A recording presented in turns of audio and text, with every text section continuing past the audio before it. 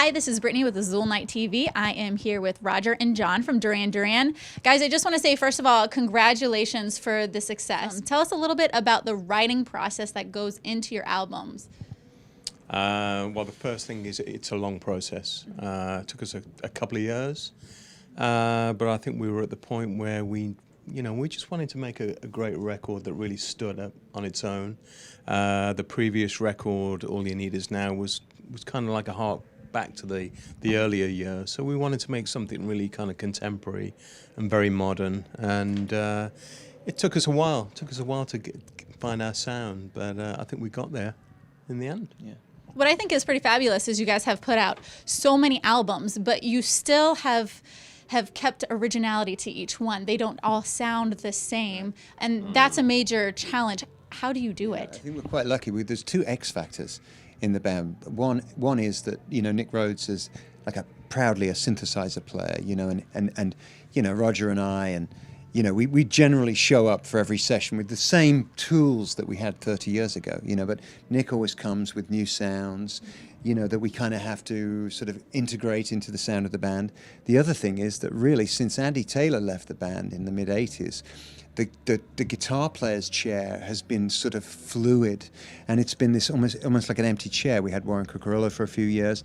So now, well, I should say, for a while, I was obsessed with filling that post on a permanent basis, But now, actually having that emptiness, it's like there's a place in the sound of the band that we can bring in. Like Niall came in and played on a couple of songs on the album. John Frusciante came in and played on a couple of songs on the album.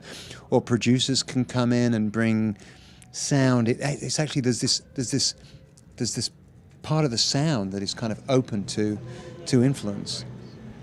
What I really love too, and your fans will agree, you guys love to collaborate with amazing artists, and together the sound you bring is so unique with them.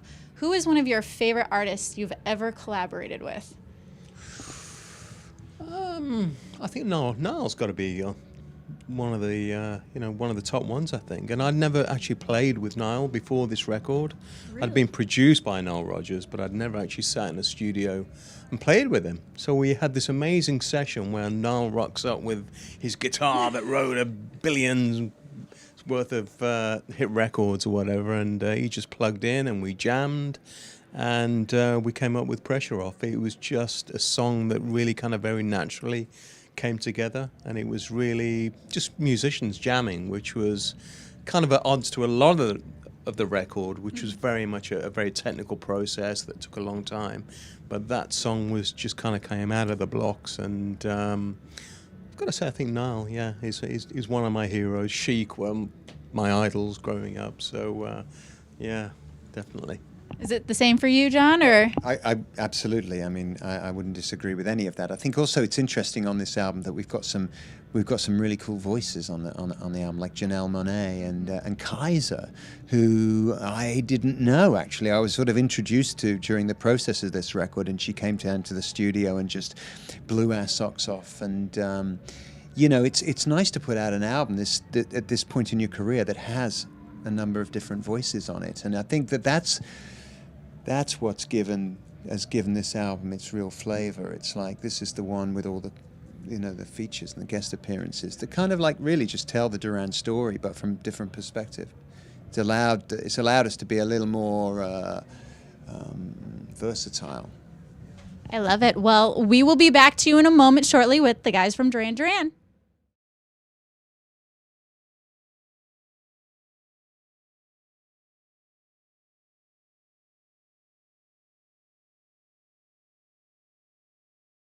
Hi guys, and we're back with John and Roger here from Duran Duran.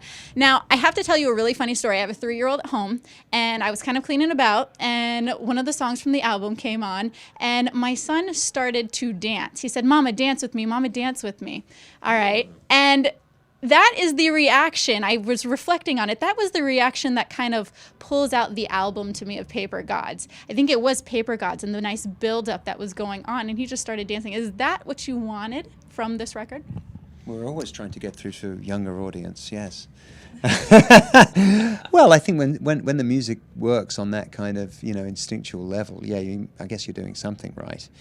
we tend to work on the assumption that if we can pull some music together that works for the four of us, then it's going to connect with, it is going to connect with, you know, with someone out there, you know. And it was certainly, I think all our music is danceable. We always make danceable records, and if you come to a Duran Duran show, you'll find usually by the end everybody is dancing.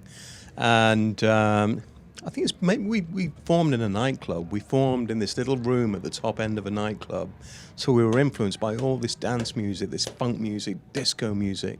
So I think somehow that's kind of ingrained in our DNA somewhere. So every time we make a record, there's definitely has to be a danceability. I mean, there's the deeper, darker cuts, which has always been part of the Duran sound, but there's always some danceable music in there, and I do trace it back to being formed in a nightclub, because we used to make recordings and we used to give them to the DJ, and the DJ used to spin the latest song, you know, dance song that we came up with. So it was that instant interactive thing with the dance floor, and I think that's kind of stayed with us.